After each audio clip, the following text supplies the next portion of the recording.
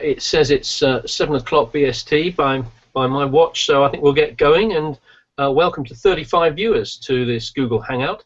Thank you very much for joining us. I'm Professor Richard Sambrook, and joining me on the Hangout are Sara Moseley and Emma Meese, who are also educators on our Community Journalism MOOC. This is the first time we've tried a Hangout quite in this way. We've done Hangouts before, but not with live questions and answers and so on. So we hope for the best and see how we go. Firstly, I'd like to thank everybody who's here for joining in the MOOC. The MOOC itself is a pilot and a new project for us, and we've been learning a lot from running it, and I very much hope you've all been learning a lot from undertaking the course as well.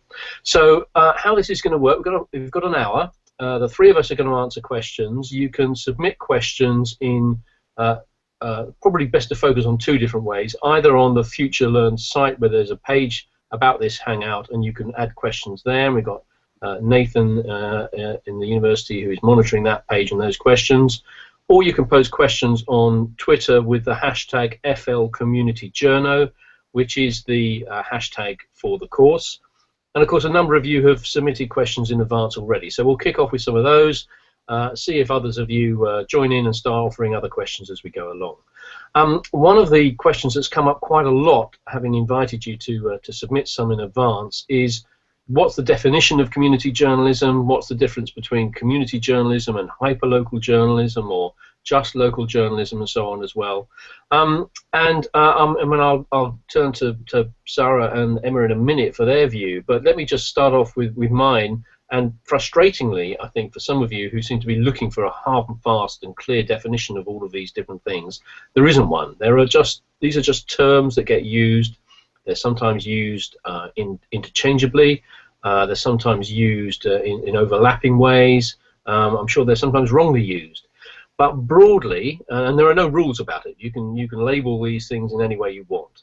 But broadly, the way we think about it, and the way that we've been using it in this course, and the way that I think about it, is that community journalism is journalism about a community, and we'll come on in a moment to whether that's just a geographical community or a community of interest or other kinds of community. But is a community a group of people with something in common, an interest in common, and it's journalism about that community, and probably with content and material provided by that community, and that's what we mean by community journalism. And obviously that's a bit different from citizen journalism, and the way the term citizen journalism is used. By the way, that's a term I don't like very much, but citizen journalism is just the fact that anybody, a citizen, can now perform an act of journalism by using digital tools, usually by using the internet or their smartphone or whatever it may be, and that's an individual act of journalism. They can take a picture and they can send it to a news organization, or they can upload it onto web or onto Facebook, whatever it may be. That's an act of citizen journalism. That might overlap with community journalism, but community journalism is more than that. It's a journalism about a community by the community. The term hyperlocal, I think, came from the States originally, and really that just means very local journalism. And of course, a lot of community journalism is hyperlocal and very local in that way, and that's one of the particular characteristics, and some people would say one of the strengths and benefits of it. So hyperlocal community journalism can overlap. Citizen journalism sometimes overlaps, but there are no hard and fast and strong rules about any of this, in my view. I don't know, Emma and Sara, whether you've got any thoughts about this question of definition, which a number of people have asked about. I mean, I think it's interesting because the term hyperlocal is was used by Nesta in their report, which started to sort of define the movement in the UK and start to put some boundaries around what it might be. But it's been very interesting watching the conversation on this course that there's been quite a reaction against that term because it sounds a little bit jargony. And I think somebody said it sounded like one of their neighbours was a bit manic. So I think that, as you say, Richard, there are no hard and fast rules, and it may be that that term hyperlocal does eventually get subsumed by community or local journalism. But that is the essential difference, is that hyperlocal is journalism that pertains to a particular postcode or a village or a town, a small defined geographic area. And so there is an overlap with the community journalism definition. But I wouldn't get hung up on it. Yeah. Absolutely not. It's just whatever you call it. Some people say tomato, tomato. It's the same thing. I mean, for me, hyperlocal is the difference between the community news hub. So we've got a relatively small but cosmopolitan city like Cardiff, and we have a number of hyperlocals who are operating right across the city. So you've got Roath, you've got Ongwynlais, you've got Whitchurch, and they're kind of almost a village within a city. So for me, that's what the term hyperlocal is not even the entire city, not even, it's kind of just like a little postcode or a really sort of small, it's a community within a community. Okay, good. Now I'm just going to pick up a couple of questions that have popped up on the question sidebar here on the Google Hangout very quickly. First one I saw a little bit earlier was from, I think it's a former colleague of mine at the BBC, Bob Prabhu. Bob, doesn't matter if you're behind, the course is going to remain up, so you've got time to catch up. Picking up a little bit on the subject we've just been talking about, can community journalism coexist with local newspaper journalism? Do you see them working together or community journalism taking over? That's from Joanne Rowney. I think they'll coexist. I don't think anything is going to kill off other forms of journalism, but we are seeing, as we've said in the course, a decline in kind of commercial, professional, local journalism for all sorts of reasons in some areas, and a grassroots growth in community journalism, which is really interesting and why we are running this course. So I think they will grow, but I think they can complement each other and they can definitely coexist. Let me just pick up, there was one or two other questions here I just saw a moment ago. Do we see the role of editors in community journalism? Somebody's asking. Well, I mean, it depends. Obviously, if it's one person doing a site or rolling out a newsletter, then they are effectively the editor. I mean, I think as a principle, I would say, as a former editor, that content of any kind is always better for being edited and thought about and scrutinized. And particularly, I think it's about making sure that the content is, of course, accurate and fair and all of those things, if that's what you want to be, but also that it serves the audience that you have. Is it relevant to the audience, and is it providing them with answers? I don't know, Emma, if you have a view about editors and community journalism, for example. I think it always works to have somebody who is a driving force behind it. From my experience with hyperlocals we've come across, even with cooperatives, it's worth having one person who has a really good grasp of everything that's going on. But going back to what you were saying, I think coming back to making editorial decisions, generally the kind of news that we're seeing in hyperlocals is people tend to veer away from the really hard news anyway. So it's more to do with just keeping across regular content being updated as opposed to making sure that it's legally correct. It's more to do with, you know, births, marriages, local news, fates, the kind of things they used to get as standard in a local newspaper, but as local reporters were losing their jobs and local newspapers were closing down, that local level information has disappeared. So an editor on a hyperlocal for me is more about just making sure that things are ticking over and that they're across things that are happening in the community, as opposed to somebody who's really up on their kind of law and stuff. Yep, okay. So let's pick up a question here that Andy Coles sent in earlier. How does one successfully morph worthy but intermittent different elements? Blogs, group emails, event notices, social media posts. How do you put them all together into a vibrant, effective community service that will hopefully make funding maybe to become sustainable? So, I mean, Emma, obviously your work, you know, and Sara's with some of the hyperlocals that the university has been working with has got some experience of that. So what's your view of how you might be able to pull together all the disparate bits of activity that may be going on in a community in order to make it something that coheres better? I think the first thing to look at is what kind of content are they, and would they have the same audience? Because if they're completely different topics and they'd have completely different audiences, then trying to bring them together might just be a step too far. So the first thing, but if they're all kind of got the same aim and it's just local news and information and what's going on, then I think it's a really good place to start, because you've already got groups of people who are willing to give up their time. They've already got an interest. And going back to the question, kind of says, you know, that sometimes they're very intermittent and poorly presented. So if you pull them all together, you might have somebody who's got tech skills or who has got design skills, but not much time to do the writing, and other people might be happy writing. So it can really work in pulling them together. So I think it's a really good place to start. And equally, if it means that some of these they're very sporadic in how often they post, it can work really well, because if you've got a team of 7 people, you only need 1 post a week from each person to have a post a day. So, and then it just all depends on what formats they are already, because some of it can be aggregated. You can just kind of RSS feed it in or something. Mm. Okay, let me just pick up another quick question. Someone here was asking, Barney was asking, what's the difference in the advantages of WordPress.org over WordPress.com? Now, I know some people have got a lot of questions on the technical aspects that Glyn Mottershead has been working through and showing in the videos in terms of WordPress, and we're going to try and get Glyn to free up some time to maybe join one of these Hangouts in the last week to pick up some of those technical questions. Briefly, the difference between .org and .com, as I understand it, is that .com is the commercial site, .org is a free site. So if you join .com, you pay a bit more, but you get a lot more features and functions that you can build into your site.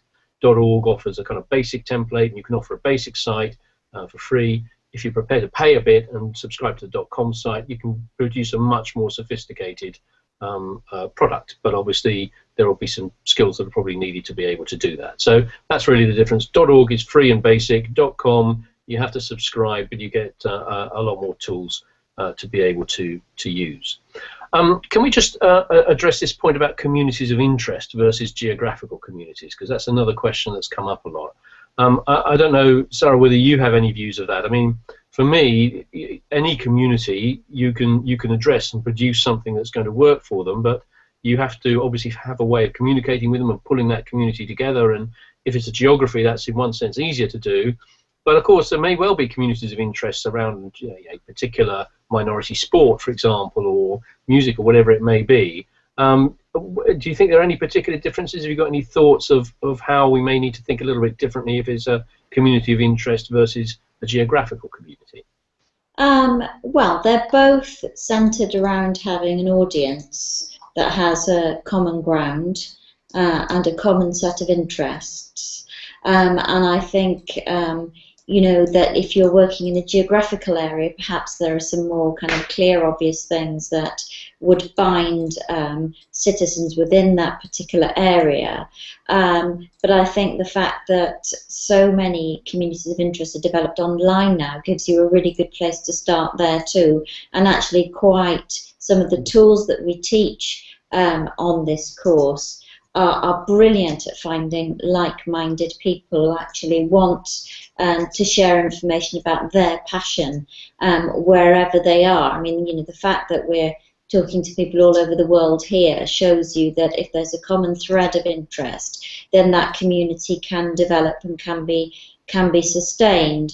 So I think at its heart, it's about audience and it's about story and it's about the binding thread between the members of that audience, which then leads you to having a community.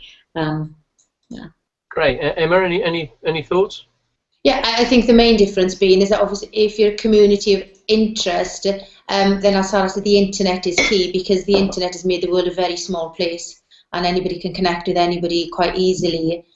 So that is key. If you don't have internet connectivity and you don't have many people in your community with that interest, then obviously it's going to be a lot more difficult. So internet-based and probably with forums and a way of making sure you build in a way of discussing rather than just broadcasting. I think that's really important when you come to a community of interest. Okay, great. I'm going to pick up a couple more questions. Ron Sharrett is asking whether there should be more training on legal matters for community reporters, and slightly adjacent to that was a question about, I can't find it on here now, maybe Nathan's answered it, but a question about ethics and whether community sites, is it all right for them to be partial or take a particular position or not? So we're going to be looking, I think, to a degree at both of those in week 5, certainly on the legal side of it. And I think obviously the law depends on which country you're working in, and the law will vary from country to country. But if you are publishing a community site in some way, you will be subject to law, to slander, to court reporting laws, or a variety of laws. So you do need to have a basic awareness of what those will be, and we'll be talking a little bit about that in the final week. Equally, on the question of whether a community site could be politically take a political position and so on, it depends on your audience and what you're trying to do. You could certainly have a site that has a very clear political position, but obviously it's only going to appeal to people who are interested in that political position for whatever reason, so you may be reducing your audience. If you want to have a much bigger audience, then you probably need to have a more open style or tone of voice or outlook. So, I mean, it really depends on what you want your site to be and what you want your site to do. But I think if people start to narrow it down, then they start to narrow their potential audience as well. So, Sara wanted to come in there. Yes, I just wanted to come in there because I think the other thing to bear in mind is that obviously as you're developing your publication, you're developing trust and reputation, and your ability to sort of engage perhaps with organisations that are going to provide you with content or comment, or who are organisations that are decision-making organisations, and perhaps use that as a lever to action within your own community, really is very dependent on the tone of voice that you take and the stance that you take. So if that is one of your aims in setting up a community journalism hub, you really need to think about that when you're articulating your position. And if you're purporting to be there for a community, then you should be reflecting the views and the opinions within that community in a way that speaks to your audience. So I think there is definitely a place for publications which come from a very particular stance, but if what you're about is creating a community hub, you need to think really carefully about issues of trust, issues of balance, issues of reflecting the community from which you're part, and issues of access. And that's absolutely right, if that's what you're trying to do, which actually I think is, probably the majority of sites are trying to do something like that, but obviously you can take a different view. Now, sorry, can I just say there as well that when we first set up the Centre for Community Journalism, one of the first thing on our list to do was to make sure that we provided everybody with legal training, and it was the most important thing that we thought everybody would need. But actually, in reality, people were needed things like skills to build a website and photo editing and communication tools far more than legal, because they didn't actually do court reporting or cover council meetings. And I would just say that anybody that publishes anything, if you're on social media, regardless of whether you're a community journalist or not, the rules still apply. So everybody's a publisher these days. So you're still, I think everybody should be aware of the basic legal issues that you could come across, as you mentioned, defamation and things. But it's been far less urgent that we provide that than other things have been more important as we've been setting up hyperlocals, as we're answering demand from community hubs. Okay, now one or two people have corrected me on the difference between WordPressorg and .com, so sorry if I got that wrong, but if you go on to Twitter and hashtag #FLCommunityJourno, Jack Davis has posted a link to the WordPress site which explains the difference and all about it. So I'd take a quick look at Twitter, FLCommunityJourno hashtag, and the latest post with that hashtag has a link to a site which explains it in more detail and probably more accurately than I managed to, so sorry about that. So let's just pick out a couple more questions from earlier. Sara, I know you, and again, I think it's in the final week, you start looking at business models and how to make it a success. A lot of people are asking about business models and advertising and how you can make a site sustainable. I mean, there's two things about that. Firstly, financial success isn't the only measure of success, and again, Damien Radcliffe has done quite a lot on that for the course, to think about success in different ways. But any kind of early indications from you before, I think your take, I think, is next week, maybe it's this week, people are still working their way through it, about success measures and how you make it sustainable and how to start thinking about business models. Whoa, this is the holy grail at the moment, and I think this is something that we're certainly getting asked about an awful lot. As you say, I don't think sustainability is the same thing as profitability. Sustainability is about, have you got the resources to carry on going for as long as you want to and your community wants you to. I mean, in terms of making this pay, the first thing, because there are a number of questions around this, the first thing to say is you're going, there's a question I think from Susan Tam, about who's a journalist thinking of setting up a community news site, and she's asking this question. The first thing to say is you're not going to make it pay until you've got an audience. So just like anything else, people are going to invest in advertising on your site are going to want to see evidence of you're having an engaged audience over a period of time, and they're paying for those eyeballs, they're paying for those levels of trust and return. What we are starting to see now, as this kind of sector starts to bear down a little bit, is really quite a disparate range of business models emerging. Next week I go through at a kind of quite a high level the different types of business models that people are plumbing for. But essentially, it comes down to whether you want to set it up as a community venture, which is there for community benefit, in which case you can look at things like social enterprises, you can look things like getting charitable status. Some of those things are then quite helpful in getting you engaged perhaps with local authorities who are, certainly in the UK, this is probably not, we have an international audience here because obviously it's not applicable everywhere, but certainly in the UK, local authorities are looking at different models of delivering community information and news, and in Wales they're very interested in the social enterprise model. So that's one way to go. Another way to go is to set yourself up as a limited company, and where you're either a sole trader or there's a group of you and you have shares in that venture. There are certainly a number of people who are doing that successfully now, either on their own, and we have an example of that on our course in the Caerphilly Observer, or as a group. And I think we see My Town Media on the course as well. And what they've done is they've set up a franchise model, and that we're seeing that emerging quite a bit actually. So it takes the costs of having to re-establish yourself afresh every time in a community. It puts together a formula and a publishing model and a way of gathering content, and franchises that into different communities. So you've got, you know, some of the upfront costs and the effort perhaps taken away from that. So there are certainly models emerging which are making money. People are paying themselves as professional journalists, which is one of our aims in the Centre for Community Journalism, is to get people to the point where that is happening.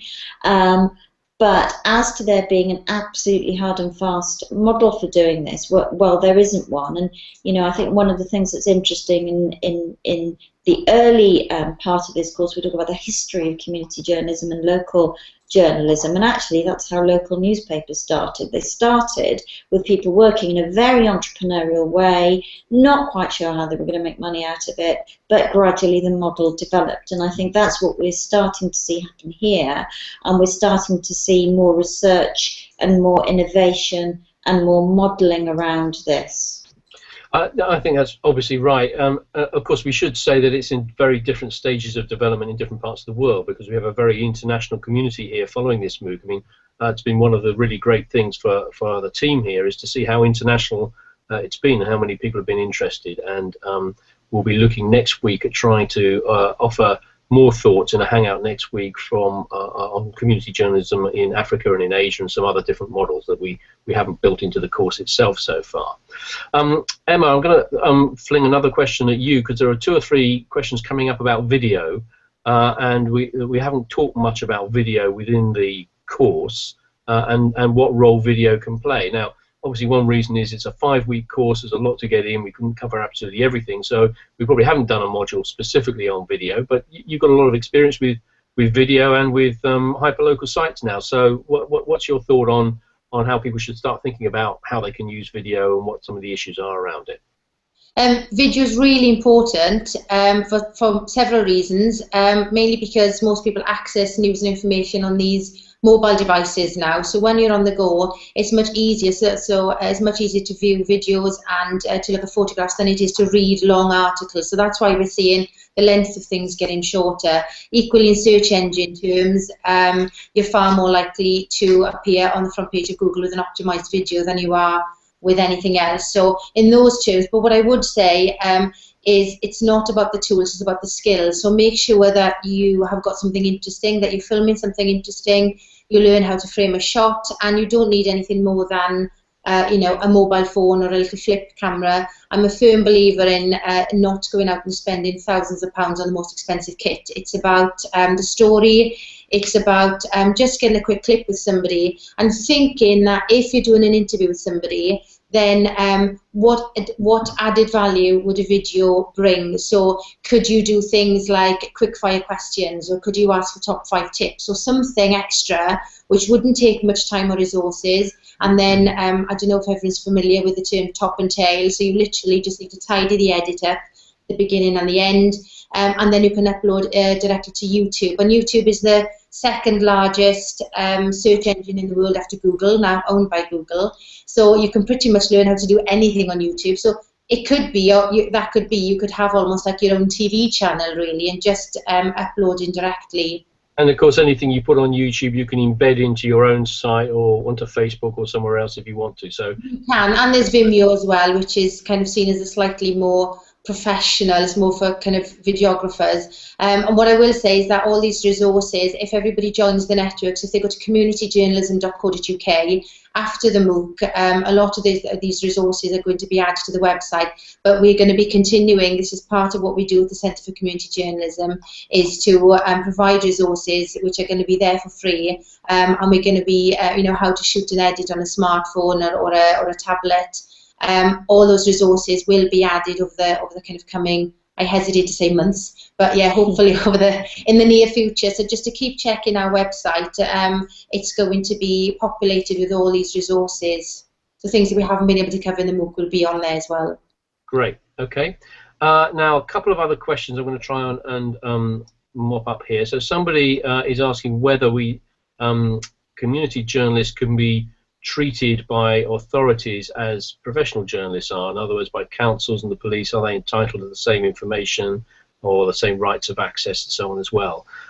Certainly in the UK, and I can really only speak from direct experience in the UK, I think by and large journalism access is the same as public access. So there may be specific desks made available for journalists in a council meeting or something as well, but if a journalist is allowed to sit in, so is a member of the public, so is a community journalist. So by and large, I think in terms of access to meetings and access to information, there really should be no difference by and large as a rule of thumb. But of course that may be slightly different in other countries.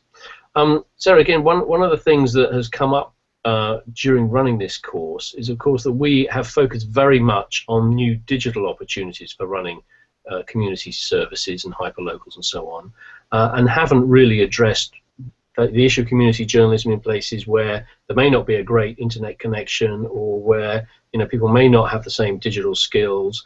I mean, some of the principles obviously are the same, and I hope that people have found value in what we've been able to offer in the course. But have you got any thoughts on community journalism where maybe, you know, running a website is not the realistic way to do it? I know we've talked about this before. Yeah.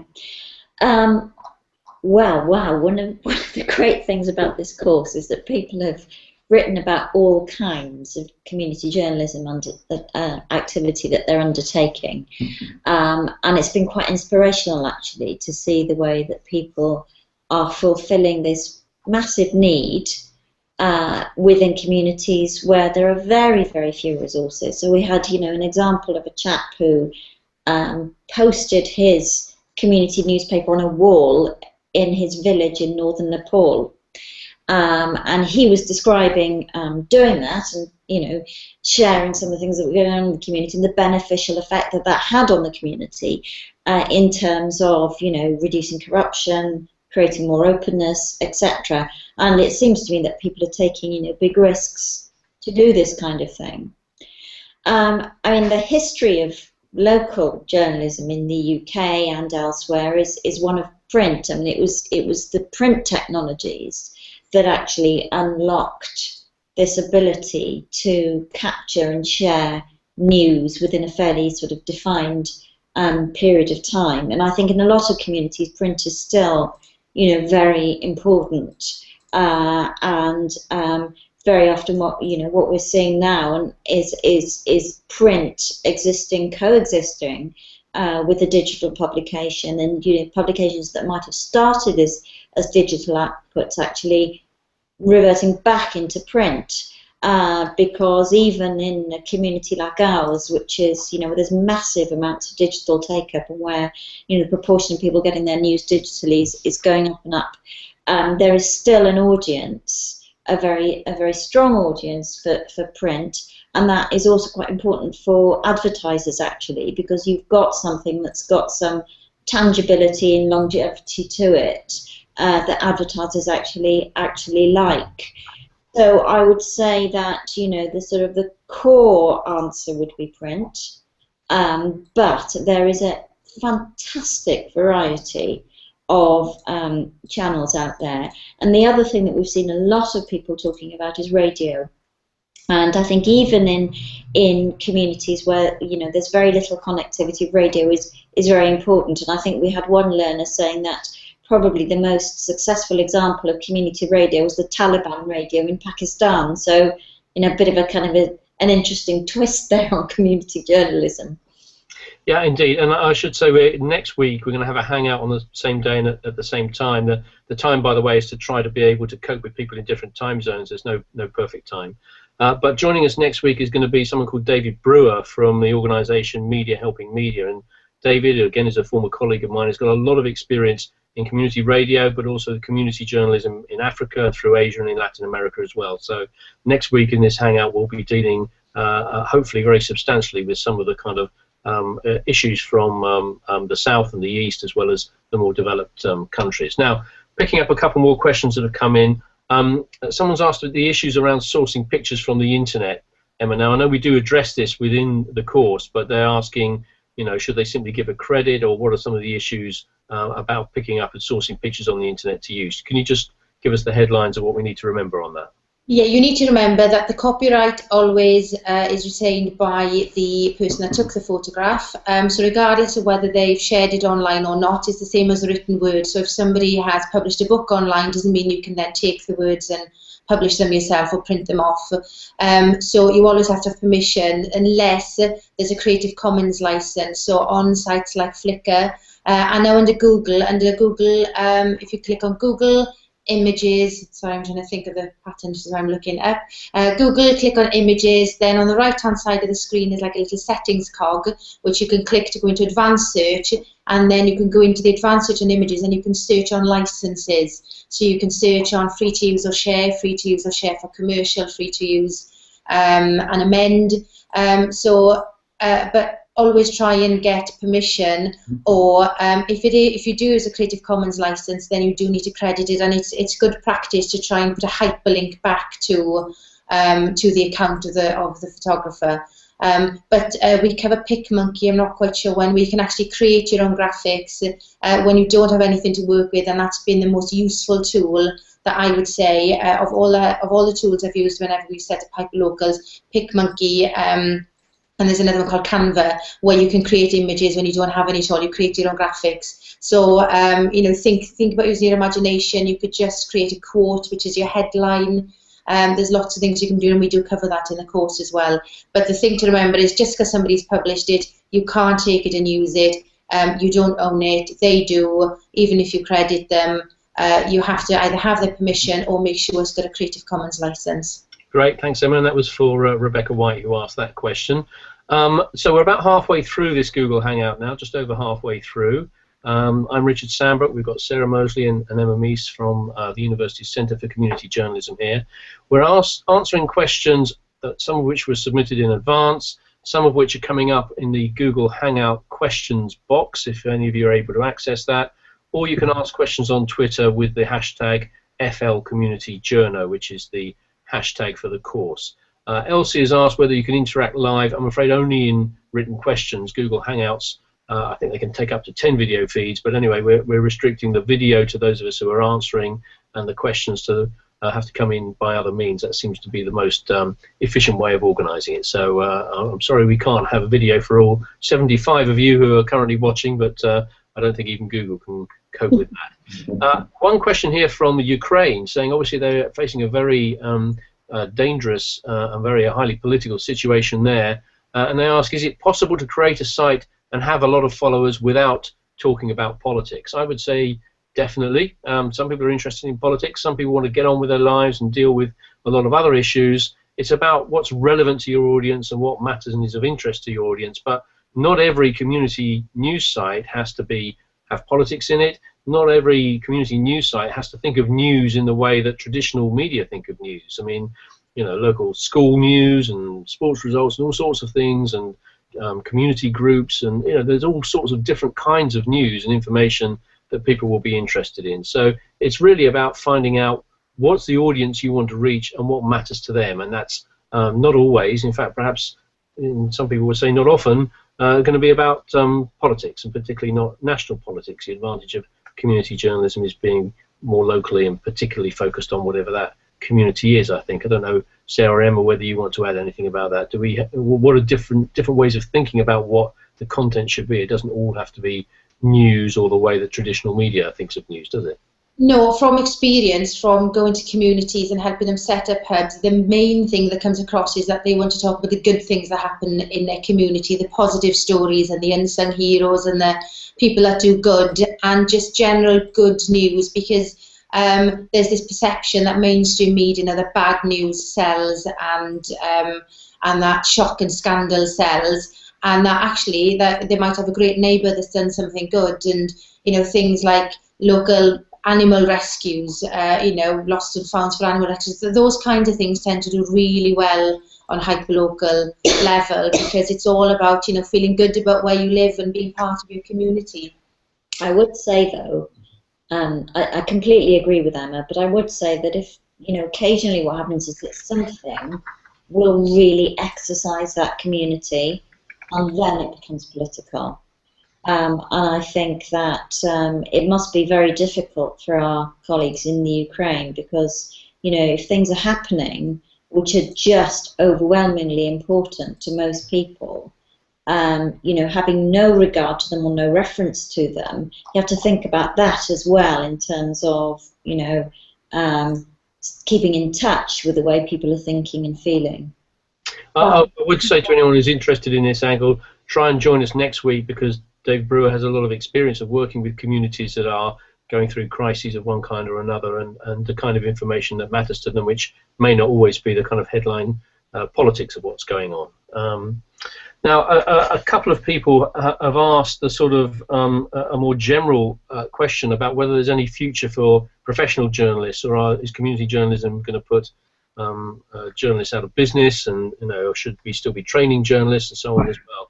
Let me start off on that one and then see if Emma or Sarah want to join in. I don't think this is a kind of substitute. I don't think professional journalism is going to disappear, or that citizen journalism or community journalism is going to take over completely. I think there's absolutely a role for professional journalists, and I'd say two things about it, really. One is, we're at a time when it's never been easier to contribute to the public space, and you can call that citizen journalism or community journalism or whatever, and that's a fantastic opportunity that we hope we're encouraging people to take advantage of. But at the same time, it's never been harder to really stand out in the crowd and to really do the high-level work that cuts through. And so I suppose one of the impacts of citizen journalism and community journalism, and the fact that more and more people can communicate with each other and distribute information, is that professional journalists have had to raise their game and having to raise their skills. And I think there's absolutely a role for it, but they are having to work harder in order to justify what they do and in order to stand out. And data journalism is one example of that, for example, with a whole set of data science skills that gets talked about a lot, but there are many other examples as well.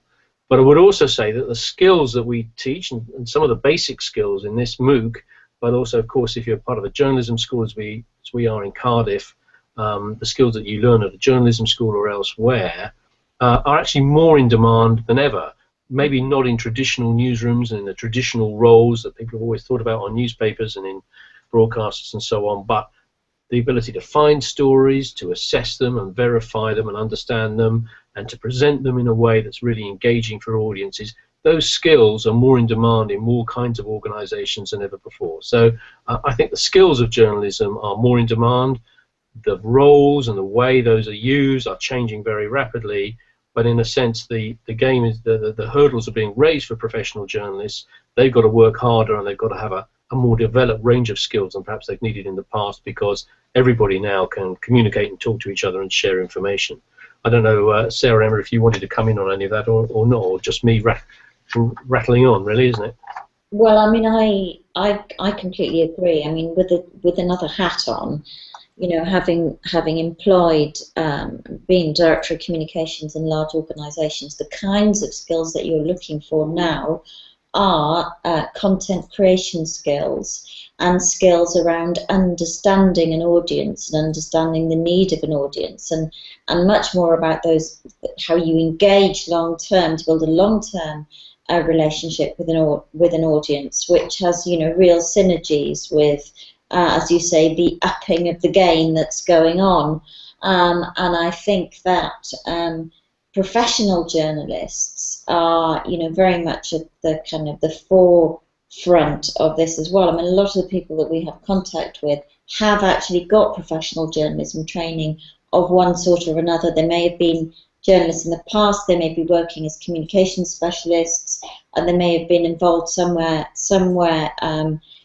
in this business. And we had a question from Goodwin Luber, who asked, is it possible to run a mainstream and a hyperlocal platform? And I would say the answer to that is yes, absolutely. And actually that is what a lot of people do, because they have the skills, they have that kind of instinct, if you like, they have the knowledge, and they have the passion and the desire to work for their community. I agree with both. No, I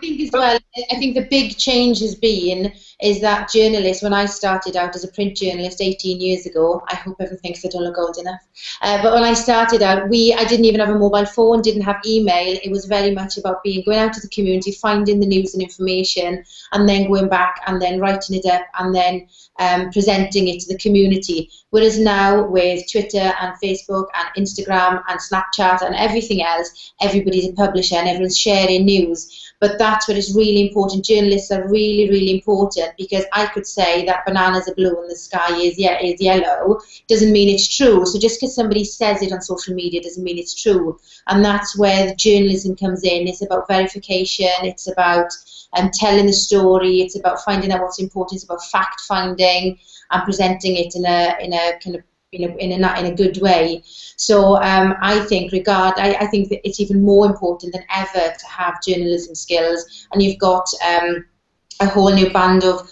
jobs that exist that never existed before, which are community managers. So companies need people to be in charge of their social media accounts, and essentially they're journalists. They're telling the story of that company. They're saying what's happening their day to day. They're building the persona. So I think absolutely journalism, is going to carry on in some form or another. We've just got to adapt the skills that we have to get there. Good. Okay, thanks very much. Now, actually, Emma, this one may be one for you, or we may want to put it off till we get Glyn to be able to talk a bit more technically about it. But Georgina Brown's asking about how to archive news from a community site in case you get hacked, or in case it goes down, or just to ensure that a record is kept. Have you got any thoughts on that? I'm not an expert in this, but you can back up your website. I know that you can back up your website and you can archive your data, but it's not something that I'm an expert in. So this would be a good one for Glyn. So ask the question maybe on the hashtag, but definitely join in next week. But you can certainly, I know that you can back up your website because before you do an update, that's built into WordPress anyway. So if anything happens, you can go back and just reinstall the website you had before. Yeah. Okay. Well, we'll ask Glyn to either offer an answer on the site, or if he's able to do the Hangout, join us again next week. We'll address that with him, because he he understands the technical aspects of it better than the three of us here at the moment do. A couple of questions have come in, I think mainly from the States, asking about the kind of legal differences between being a journalist and being a blogger. I think it's right that in the States they have specifically, so in some instances, carved out some legal protections for bloggers, but I'm not aware of that happening elsewhere or more generally. And as I said earlier, I think it's certainly in the UK and I think in most of Europe, I can't answer for other countries, journalist protection is much the same as the public's. In other words, a public right to information, the journalists don't have any more right or different rights. And equally, public law and media law applies in much the same way to journalists as it does to members of the public. So there isn't as much of a differentiation, certainly in Europe. I know that some US courts have carved that out particularly, but I will ask Duncan Bloy, our legal expert, who again it comes up in week 5, whether he might be able to offer any greater insight on that. So Sarah and Emma, I wonder if I can throw this one at you from Faha, who's basically saying, actually it's from Dimitri, what are some of the ways of engaging more deeply with a community? So you found your community, you're launching your site, you're trying to get it going. What are some of the things to think about how you really get into that community better and manage to communicate with them better, and how you really dig into a community? What are some? I mean, we've talked about some of the tools, obviously, that you can use to research them within the course. But are there other thoughts about how, when you're starting out, you really get the community to notice what you're doing and to engage with you? I think the first thing you need to do is to listen. Listen to what they want. Listen to what they're talking about. Go onto social media if you have access to the internet, and look at the kinds of conversations they're having already, because you know, people are already going to be discussing things that are of interest to them, and it's about giving them back what they are interested in. So there's no point in the community having one interest and you trying to push something else that they're not that bothered about, because that's doomed to fail before you start. So I think the key thing is to listen and have conversation. The balance roughly should be, you know, if you're starting out where you're having discussions and not just presenting news to them, is about 80% conversation and 20% sort of promotion. So about 20% of pushing your message and what you want them to do, and about 80% of it should be about just having conversation. And that's how you start building and engaging with your community. Because if you then are listening to them and having interesting conversations, then they'll have a reason to keep coming back to you and telling other people that there's interesting content and interesting things going on as well. Yeah, I completely agree with that. And you know, one of the other things that you can do is do a bit of research into your community. So there are lots of stats out there, lots of information out there. How old are they? You know, what's their kind of socioeconomic demographic? What kind of things do they like doing? And you know, from that you start to build a bit of knowledge about what the touch points might be for you, and perhaps cover some of those touch points. And I think that's a really good place to start. And then, as Emma says, you know, once you've identified those touch points, and you will immediately see whether that's getting a reaction or not. And if that is getting a reaction, then you can really get into a conversation and do more of that. And then check the analytics as well. So once you start, so we show we've shown on the site how to share a bit.ly link. Just even generally things like that. If you're sharing some stories out, if you shorten it using bit.ly, there's an analytics tracker, so you can see whether one person clicked on it or 10 people clicked on it. Now, depending how many people are in your community, 10 click-throughs might be absolutely brilliant if you're only talking to 50 people anyway. So you will start to learn by looking at the analytics. I know they're not the be-all and end-all, but they're a really good indicator on, you know, if you tweet links out, if all you do is, you know, Twitter or Facebook, and you're sharing some links back to your site, then you'll be able to see which stories are people clicking on and which ones are they not. Yeah. Which ones are they commenting on, which ones are they not. And then you can start to look at, to really start drilling down, is it the content or is it the way I've written it? And, you know, but you'll start to get a clear picture of the kind of things that people are interested in. But it's all about knowing your audience. It is, and as Emma says, you know, if you identify those people, the other thing you can do is perhaps link into some events, some, you know, shared spaces within your community, and perhaps hook up with people who have a benefit from working with you. So this 199 rule, you know, find that one person who does the organising, who shares within the community, and get them on side, sharing with their network. So find the common ground in terms of mutual benefit and mutual understanding.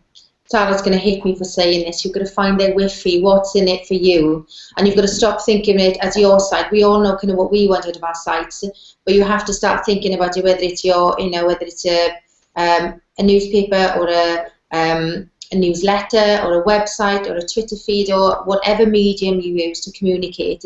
You have to think of it as your audience's newsletter or your audience's website, not yours. You have to give them what they want, because otherwise they've got no reason for coming to your site. I mean, I think that's one of the fundamental things about any form of media, which people sometimes don't recognize easily enough, is that it is all about the audience. And actually, you may have things you want to say, but they don't want to listen to it. You know, I often think that social media, and in a sense, community journalism is a form of social media, even if it's not digital. It's called social for a reason. And, you know, if you went to a party and stood on a chair and just yelled out the things that you were interested in, you wouldn't be very popular. But if you go to a party and start listening to what other people are talking about, and then join in the conversation and find a connection between what they're naturally talking about and are interested in and what you're interested in, then it is a lot more popular and you might get invited back. So it's not about you, it's about them, and trying to understand and listen is absolutely fundamental.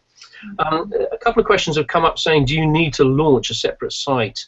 I think we're talking about digital examples, obviously, again, or can you have a community news service within a social media site? So can you just launch a Facebook community or launch a LinkedIn group site and actually do it that way?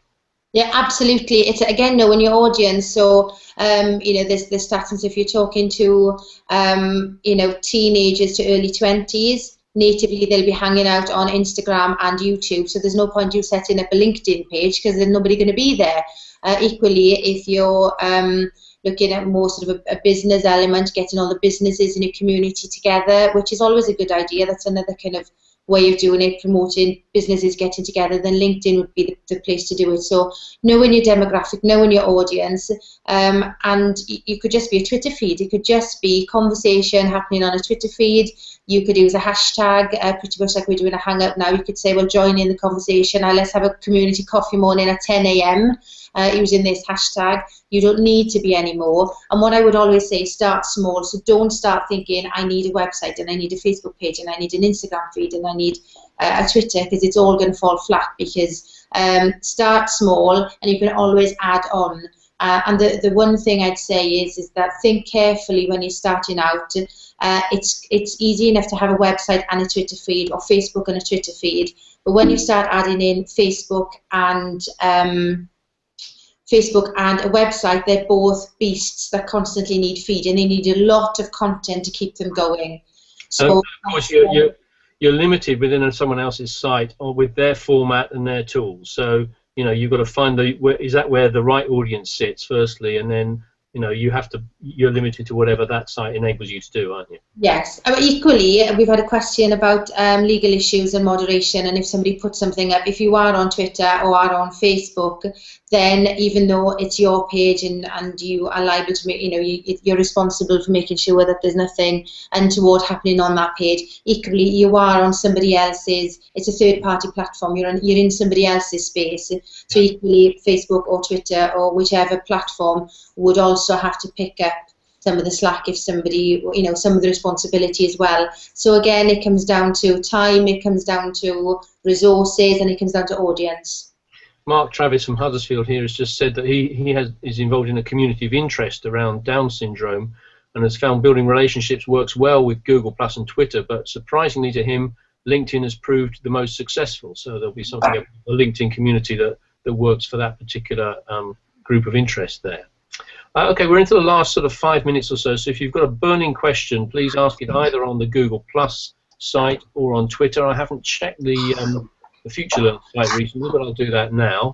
In the meantime, there was one question here about images. We talked quite a lot about images, and someone's saying, you know, how important are images and why? And is it just that the whole web is becoming dumbed down because it's all about images, not words and text. I don't know, Emma, if you've got thoughts on the importance of images in particular? Yeah, the importance of images, the reason that images are more important, sorry, we're just trying to plug in, we've just had a pop-up saying that we've got 7% battery left, which is why we're kind of moving around this end. Okay. It's got nothing to do with, it's not to do with illiteracy or dumbing down, it's to do with mobile devices, and that more people access local news now via mobile devices, so they're optimized for the web. Because if you think about, people used to buy a newspaper and they would sit down and they'd read that newspaper. Now they're walking to the coffee shop, they're waiting in a queue for something, they're walking, they're doing other things whilst they're consuming the news and information. And that's why if you scroll, if you pick up a phone or a tablet and scroll through any social network or website, the one thing that will make you stop is an image over lots of words. And it's been proven that, you know, people tend to just like or retweet or comment or just something on an image far more. So it's all about driving engagement. It's because of the size of the screens and the fact that we are now accessing news on the go. So that's where the importance of images comes in as well. Great, okay. I'm just picking up a few points that people have made on the FutureLearn site here. So Davey Sims has posted a link to a very good presentation on the law and social media and blogging, so people can pick that up on the FutureLearn MOOC site under the Hangout. Tony Jones is asking a very good question here. What advice can you give to community journalists who come under external pressure to suppress news stories? You know, under the definition that news is information that someone somewhere doesn't want published. I mean, obviously it's true that one of the advantages of a big news organization is scale and institutional weight, and they have lawyers and resources to bring to bear if there's a legal issue or if they come under political pressure or something. It can be quite difficult for community news sites and community journalists who are trying to withstand pressure.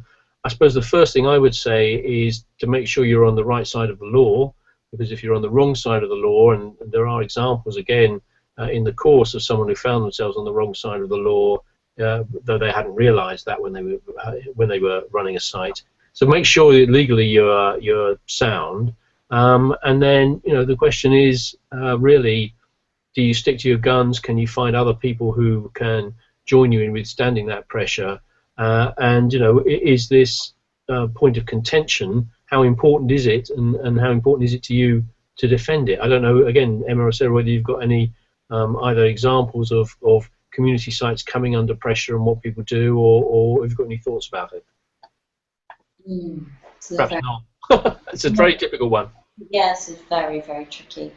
And, you know, I'm very aware that people are in some very difficult circumstances, you know, who are kind of doing this kind of work in different countries. I mean, you know, yes, be on the right side of the law. Yes, find people who are like-minded. Yes, think hard about, is this worth it? How big is this? You know, do you actually need somebody else to be working with? You know, there are some judgment calls here, which I think it's very difficult to really comment on definitively.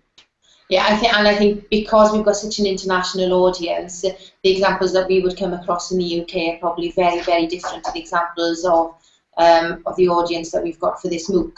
So, you know, we've had an example of a woman down in trying to film county council meetings, and then she, you know, there's this big legal battle because they were saying she wasn't allowed to do it, and she said that she wanted to report the news, what was happening with the local authority. But then that's completely different to when you are reporting political issues in a country where they're not happy for you to do that. So I'm a little bit nervous about giving any kind of definitive answer there.